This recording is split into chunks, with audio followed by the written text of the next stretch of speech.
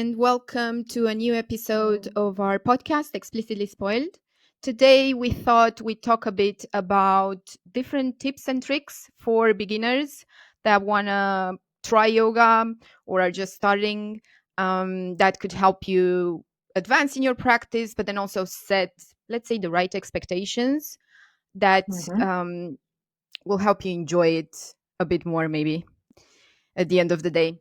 So, with that in mind, what I wanted to start with and sort of talk a bit about in terms of setting the expectations for, going to a yoga class or trying a different class or going for the first time. I would say actually going without any expectations.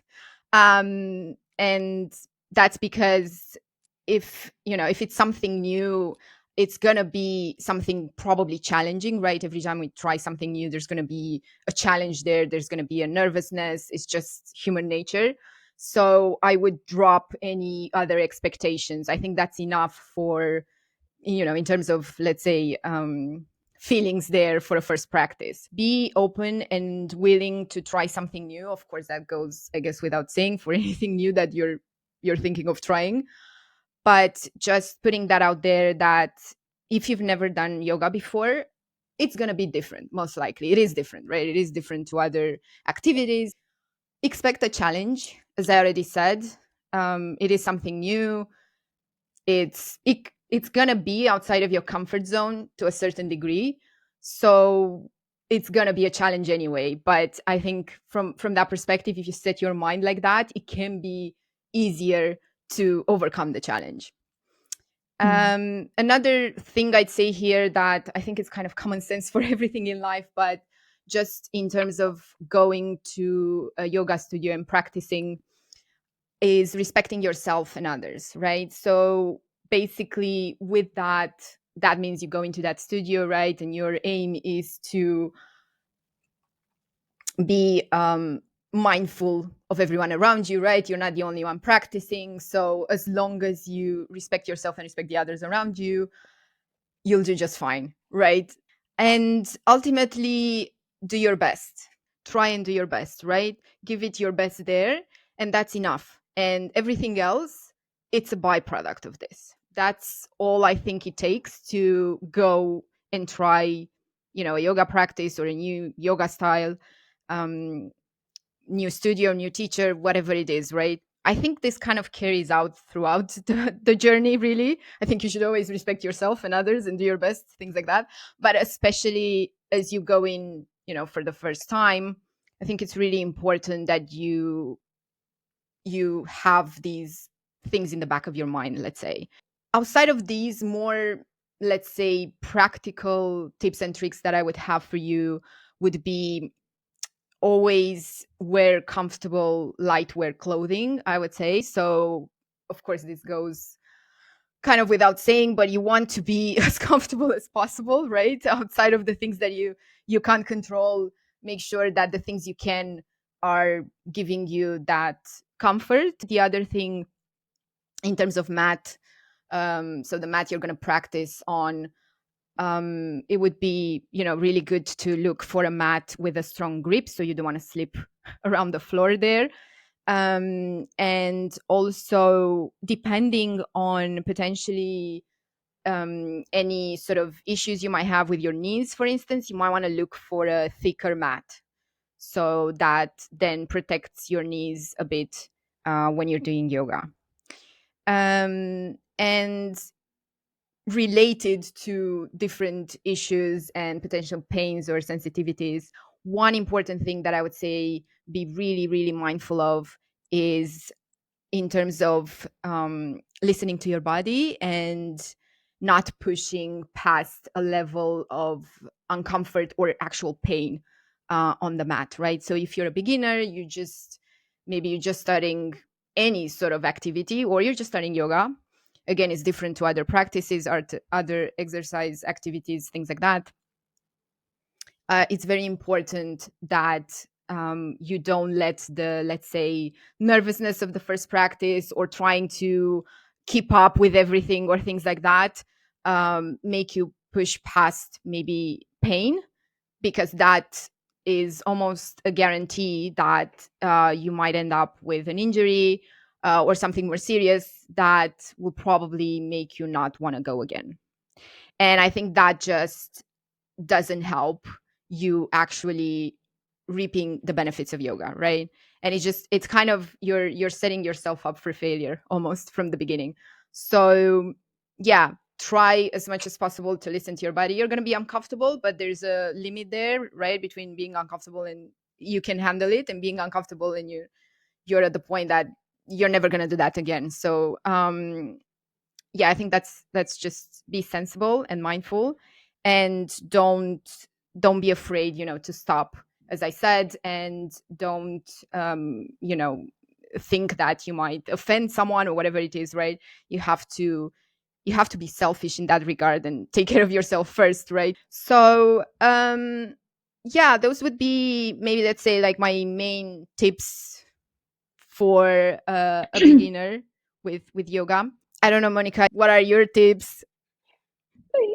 Yeah, I have some of my own as well, reflecting mostly uh, pers my perspective as a teacher. So they're maybe different, but there's something that I wanted to add on your point about the comfortable clothing. If you guys remember from the last episode, we highlighted the type of alignment focus that Iyengar yoga has as a style of yoga. And I smiled when Alexandra was talking about comfy clothing, because Iyengar yoga prefers practitioners um, to wear clothes that are very close to the line of your body, to your body shape.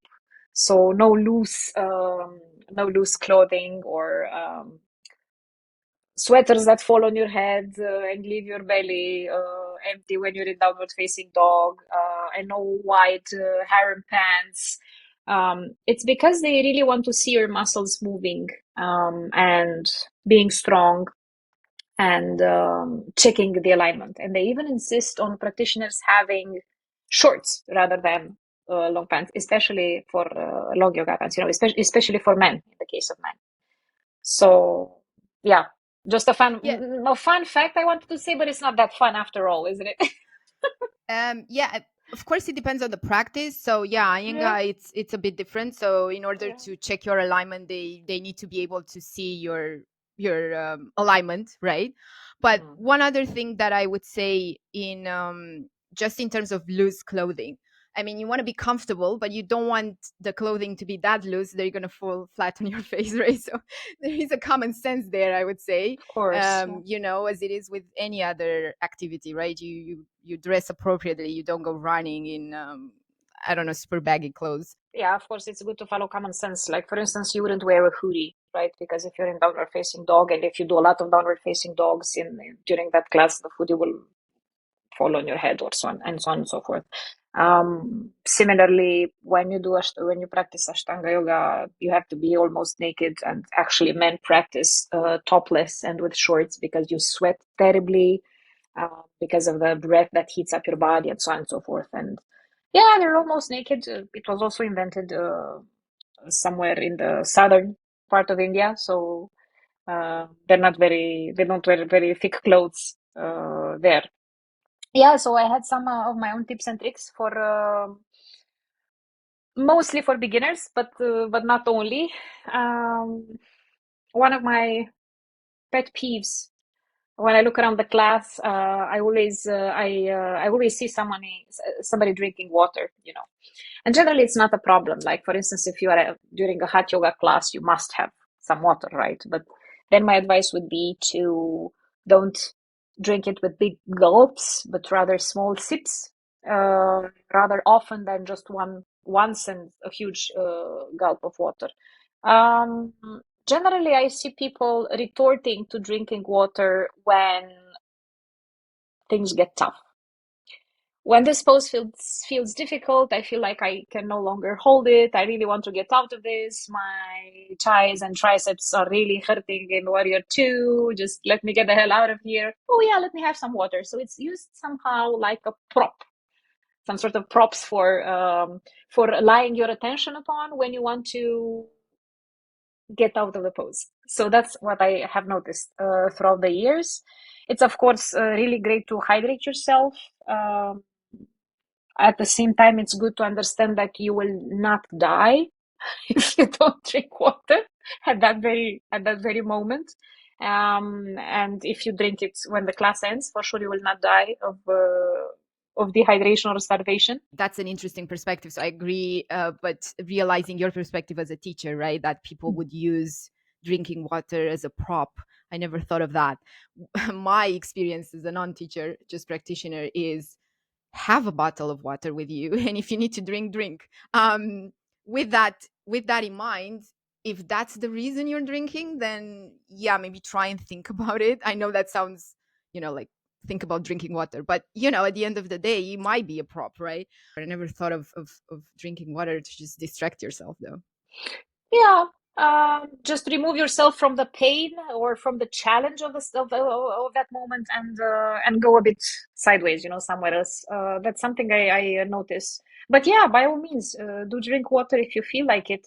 Um, and to add to this point, it's the same with food, right? That's why we hear everywhere, "Hey, don't eat 1 hour or 1.5 hours or 2 hours before practice." It's the same thing with water. If your belly is full with either water or food, your body is trying to digest it, right? And what does the body do? It gathers up all of its energy and it directs it towards the stomach so that we can process and digest food and water and take care of the things that happen there. This logically means that you will have less energy for practice. And you don't want to have a big belly full of food that's trying to be digested in the way of your practice. So that's why they say, go easy on the water, go easy on the food, or if you're really starving, eat something small like an energy bar or whatever. Um, once Yeah, during a because hot, yeah, Yeah, because exactly. But I think this is like common sense for any sport activity, right? Just don't go with a full belly to run, of right? course. And yeah, to your point, maybe have a snack depending on how you usually have your meals and snacks, right? So much for the food and drink. Definitely don't chew gum. I've seen people do that and not be mindful about it and remove it from their mouths before practice.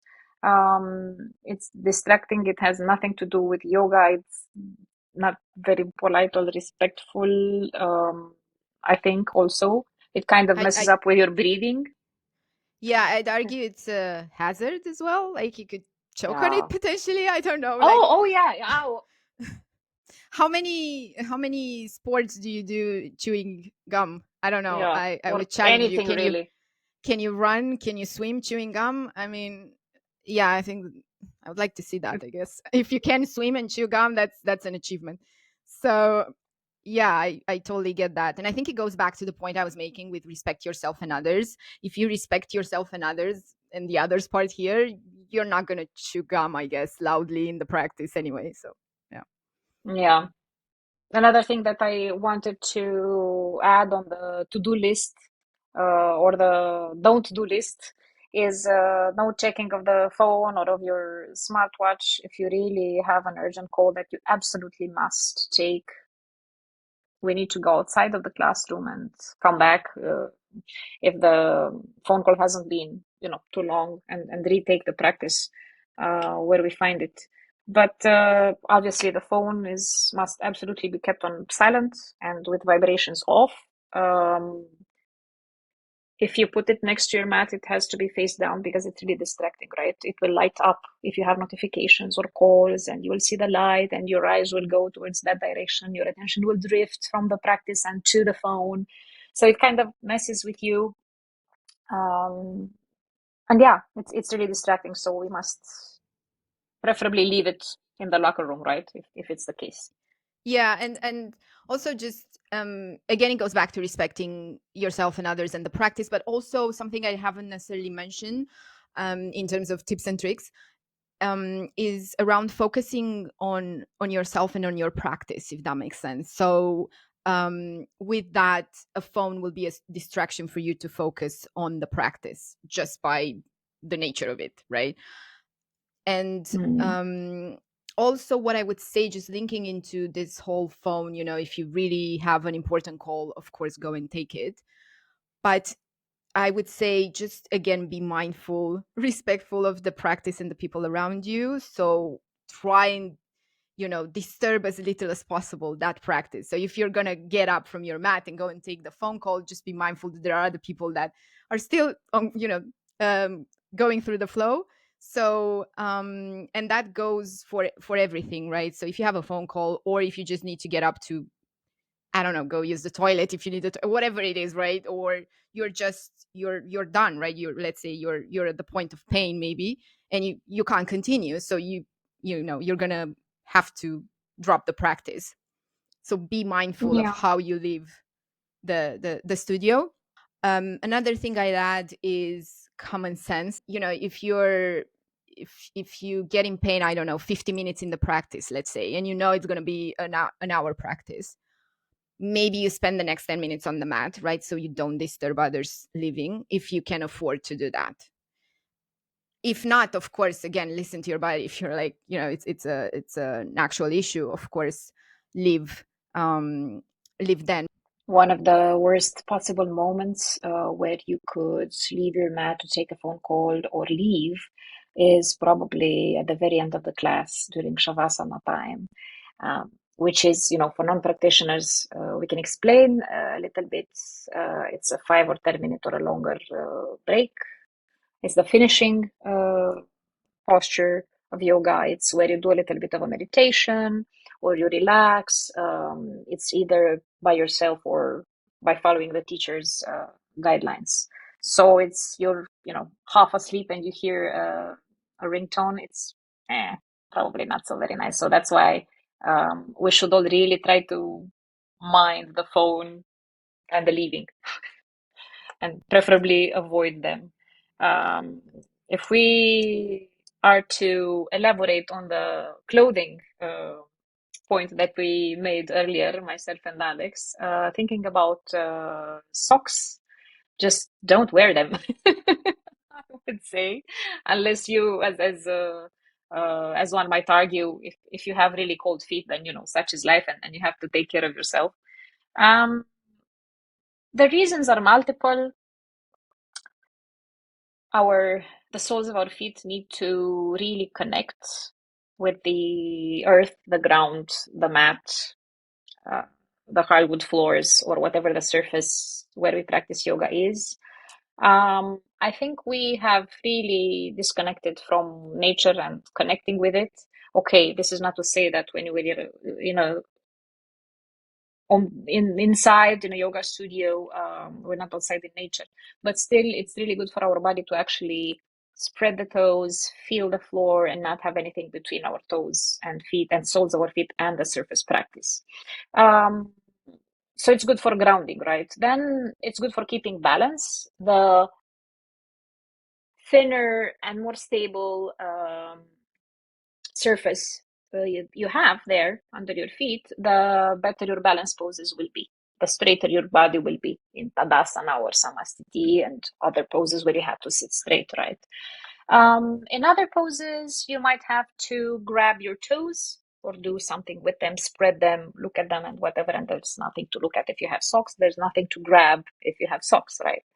Um, so, yeah, those are some of the reasons. Yoga, it's best done um, barefoot, but then I've noticed plenty of socks with grip. I don't know if you use them or if you have them, Alex, or with toes, right? Do you use such? No. No, I know of them. Yeah. I don't, Yeah. and I agree with what you said. I think it's that connection. Plus, in yoga, you have the four parts equal standing, right? So you have to feel that four parts on your feet and the four corners. And I think it's a better way or an easier way to feel it when you're barefoot. But then again, if you have cold feet or you're cold or stuff like that, then wear socks. Just make sure you wear some socks that are non-slippery, so you know prevent that part of falling down. I was just replacing someone, and they are one of the managers of that club that I used to teach at that point. And the class had started for 1 or 2 minutes already, and this very young girl came to me running and said, "Hey, please, please, please don't kick me out. Please don't kick me out. Are you kind enough to not kick me out?" And I'm like, "What do you mean? Why would I kick you out? It's not, it's just 1 minute late. It's fine. We're barely getting started."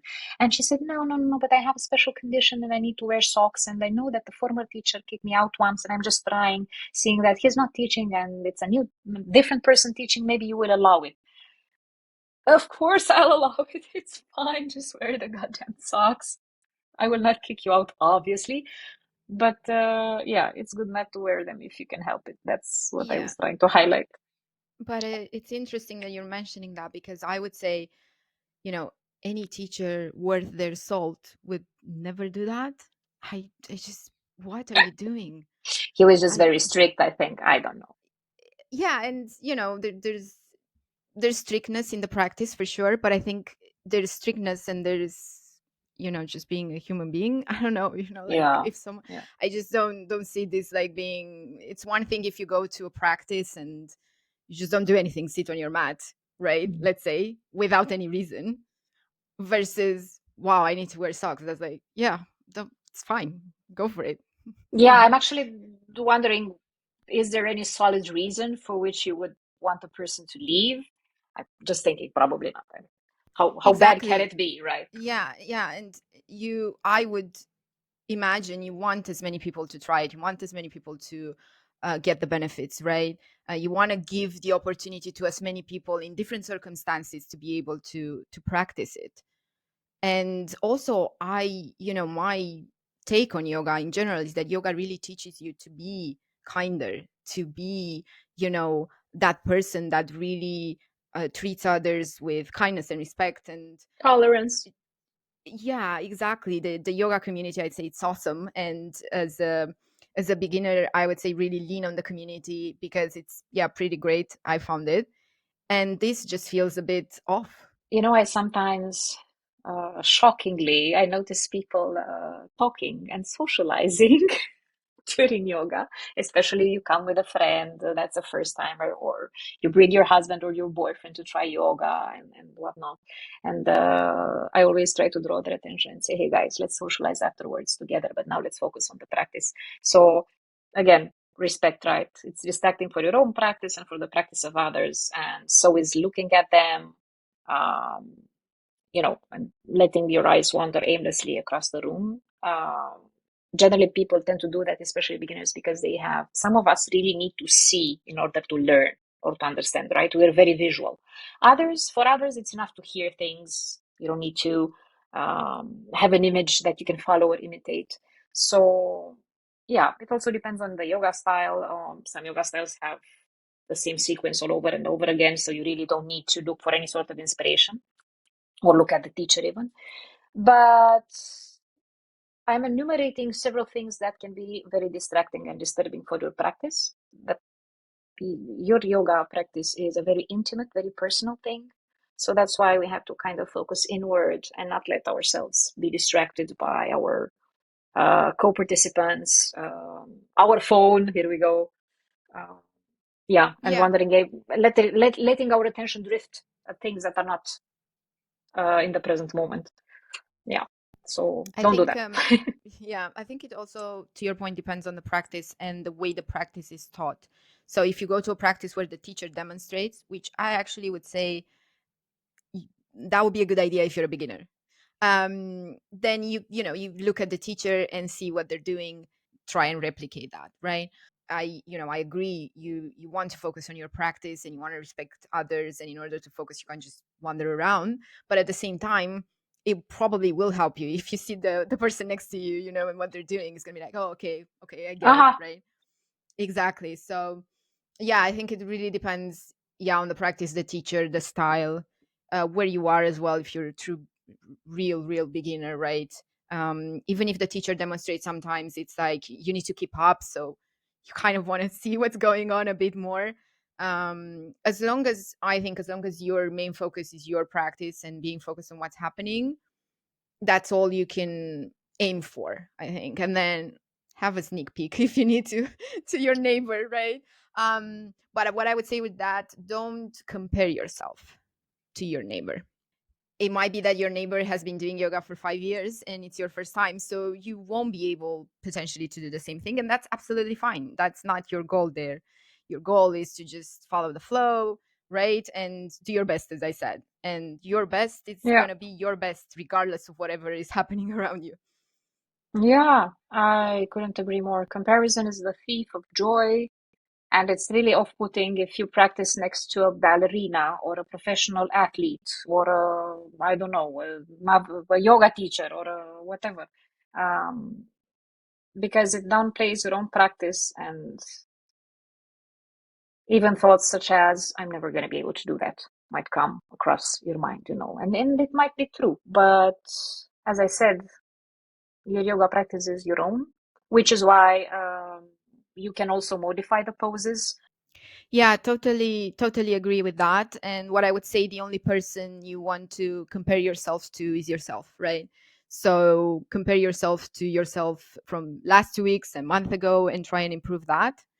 And also remember that everyone was a beginner at everything at some point in their lives, right? So that's just, I would say, a privilege at the end of the day, being a beginner at something, giving yourself the opportunity to try something new and being open and willing to take on the challenge and improve on that, and one day not be a beginner anymore and try something else that you're a beginner at. Yeah, the beginner's mind is actually a state that each of us should have. Because if you have been practicing yoga for 20 years and you go to a class that you don't normally take with a new teacher, then you might fall in this trap of the expert trap where you do everything before it's cued to you, right? Or if you're a yoga teacher and you go and follow a colleague's class, or if you simply go and take a practice while you're traveling or whatever, what are you going to do? Are you going to show off or rather follow the instructions? So, of course, it's all about having the beginner's mind. Apart from the fact that we shouldn't compare ourselves to the other participants in a class, we also shouldn't compare ourselves to us necessarily, in the sense that, yeah, we see growth and evolution, but last night we might have drunk a little bit too much. We might have slept a little bit too little. So our practice, we might be quite stiff, So today's practice, even if it's our own, might look very different than yesterday's practice or the week before. So yoga just says do whatever you can with the body that you have now. So, which is a relief. We do what we can. It's really good. No, I agree. Yeah, show yourself the grace, right, and realize that there's going to be different situations where it's going to impact. Obviously, it's going to impact you or your practice. If you, to your point, if you don't sleep enough, if you don't take care of yourself, and that happens to everyone, right? We can't all be like always regimented in all of these things. I think we should all try, but yeah, just give yourself that space that, yeah, maybe one day one practice is going to be crap, and it's fine. It's crap Yeah. because you just didn't sleep enough or whatever it is. And also, I would say on this, be mindful on the fact that maybe you feel so crap that day that you give up the practice, if that makes sense. So don't push yourself. Don't be afraid to just skip that practice or whatever it is if you're not feeling up to it. But I'd say, be true to yourself. Are you really not up to it, or is just that an excuse? But yeah. Consequently, we shouldn't push through it, I would say. Yoga, fortunately, just advises to work within the limits that the body has at that point and not overcome, not surpass those limits, not go beyond them. And there's also this principle in yoga that says that constant practice is what evolves you. So your practice will evolve if you do it regularly or constantly. Um, Obviously, inherently, you will also advance and work your muscles a little more and work your core a little more. If it's just physical practice, or you will be able to keep your focus for longer if you do meditation, for instance. But what you do today, now, with the body that you have, is enough. An accumulation of longer, of consistent practices will evolve you in terms of quality of practice as well. So it's not a problem. Another thing that I wanted to add is the fact that yoga is discipline, and we must not forget that. So we must ideally comprehend, understand that we should be abandoning ourselves to this practice and to the guidelines that we are given. I mean, of course, if we have a body ache or pain somewhere, something that's super painful and is not able to maintain to sustain a specific pose, then we don't do it, right? Or we do a variation if we know, or we ask the teacher for a variation once again. But generally, teachers instruct, guide, cue um, things that might be a bit odd at first, even especially if you're a beginner, and you keep wondering, why do I need to do all of this? Are they really going to make me do this and that and the other? What's the point? What's the purpose of this? So rather than asking yourselves all of these questions and analyzing, over analyzing, and overthinking whatever you are being taught, rather than that, just follow along and abandon yourself to the practice, and you will be fine. Generally, teachers give all of these oddish, outlandish cues because they want you to be safe, and because there's a meaning behind them that they don't have enough time to explain at that very moment or during a 50-minute yoga class. So just do it. And if you're curious about it, just ask at the end of the class. Yeah, what I would also say is that, we're all different. There's different teachers out there, different styles of teaching. And especially if you're a beginner, but even if you're not, right, some things might not resonate with you, and that's fine. Mhm. Don't, knock the teacher. Just take what serves you and leave what doesn't, right? So sometimes you might be in a practice and they, tell you something that you completely don't relate to. That's fine, right? Mm. We're different as well as individuals, right? So something that doesn't resonate with you might resonate with someone else. So I would say, yeah, don't knock the teacher, don't knock the practice. There are also, apart from the many things that can sound a bit odd, if you're a beginner, generally it's a code of respect that needs to be shown to teachers, in the sense that you don't direct the feet towards them. So generally, most teachers that are very traditional, if backbends are starting, inversions, or shavasana, they will direct you to turn your back towards them and your head towards them, rather, and the feet in the opposite direction from them. This is also a matter of respect. So if you ever hear that, don't now you know why. Also, because of the energy flows, we work with energy. With bodily energy and with prana, right, in yoga. And there are ways to put a stop to the energy flow, and to capture it and focus it in a specific point. There are multiple ways to do that. So that's why, for instance, we don't usually sit with crossed hands in yoga postures, and you will hear all sorts of odd things like that, and they will make you wonder. But if you're curious about them, as I said, just go and ask the teacher or look them up online, whichever is easier for you. But what I'm trying to highlight as well is, it's not all a bunch of crap. If you hear things that are not familiar to you or that feel very odd, it's not crap. It's just things that you're not aware of yet. So that's a good thing to know and Yeah, find out later. yeah, I have to say I've never had a teacher with that part with the feet. I've never heard it in all the classes that I went to. It might also be.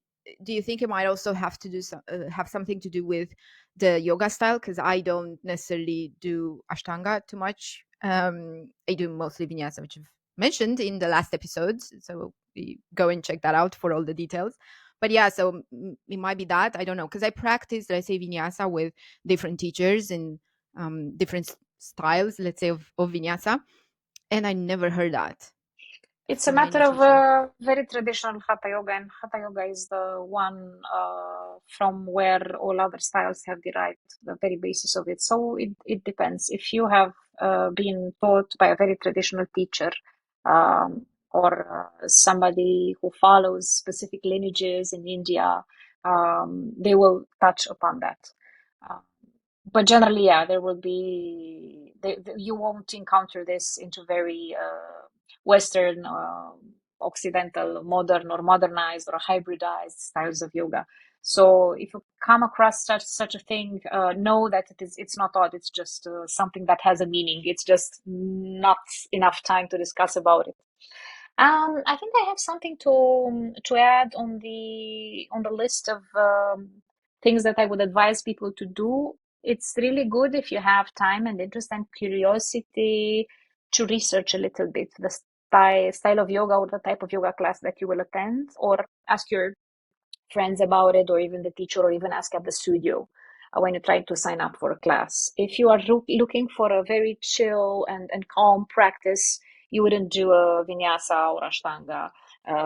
If you are in the mood for a very dynamic practice that's very athletic, then you'd better not end up in a class that is a yin yoga class or yoga nidra class. Or so if you do a little bit of research before, you will have a more enjoyable experience, I would say, because you will end up in a class that really nurtures you and your interests, right? Not the other way around.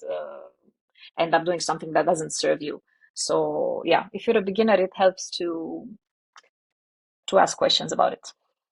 Yeah, I think absolutely do your research a bit, especially if you've never came across yoga or that style in particular that you're going to, just to have a bit of not be completely oblivious to what's happening. But then, yeah, to your point, also just making sure that you're up for it, right? Or you're at least interested. But with that, I would say don't be afraid to experiment, right? With different styles, classes, studios, right? In person versus online versus different teachers, right? Sometimes, for instance, you don't relate to the teacher at all for whatever reason, right? You just don't. That doesn't mean necessarily knocking down the whole practice. Maybe just try another teacher, right? I guess it goes back to what I was saying at the beginning. Just have that open mind and willingness to try things and get a new perspective. Yeah, exactly. Luckily, there are plenty of yoga styles out there, and plenty of teacher personalities that are very different, right? As I think we've also mentioned in our last episode, in our previous episode. So there's something for everyone. If you've just been to one class and it didn't serve you and it didn't feel right in your body, or you had zero chemistry with the teacher, that's perfectly fine. You just need to try another style, another class with a different person, and for sure you might find something that suits you. That's all there is to it, really. You need to experiment and also know yourself a bit, of course. As we said in our last episode, if you're someone that is super energetic and things like that, it's probably going to be challenging to do a style of yoga that is very rigorous and maybe very slow, and there are Hmm. those out there. And the opposite is true as well. And yeah, don't be afraid even with that to just try different things, as in life, I'd say, probably. Absolutely. um, of course, it's always good to have somebody to ask if you're an absolute beginner, which is why we urge you to comment on this episode and hit us up, with all the questions you might have. For sure, there's plenty of things in yoga to be curious about, and we will graciously and gladly answer to the best of our abilities. So give it a try. Absolutely, yeah. We are more than happy to help you as much as possible, and always we're open to feedback and comments. Okay, and I think that concludes today's episode. Well, that's us today. Thank you guys for watching, for making it this far. Let us know, as we said in the comments, what other tips and tricks you might have from your experience if you're already practicing, or if you're not, if you found this helpful, or if you have any questions on anything, as Monica just said earlier, absolutely feel free to just comment, and we will aim to answer everything we know. Thank you again, guys, and until next time, enjoy life's little joys. Bye.